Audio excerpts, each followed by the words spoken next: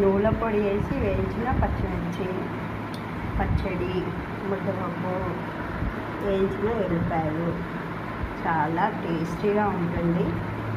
వేడివేడి అన్నంలో ముద్దపప్పు నెయ్యి వేసుకొని తిన్నా, పచ్చడి పై నెయ్యి వేసుకొని తిన్నా, అంచుకు పచ్చిమిర్చి, ఎల్లిపాయలు వేయించినవి చాలా సూపర్ టేస్టీగా ఉంటుంది. మీరు కూడా ఒకసారి ట్రై చేయండి.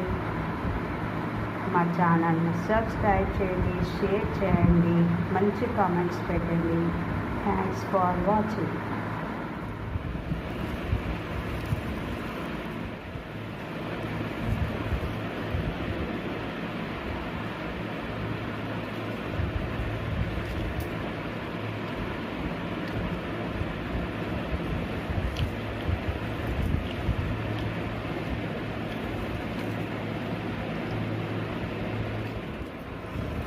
ముద్దపప్పు చాలా టేస్టీగా ఉంది ఇది కూడా.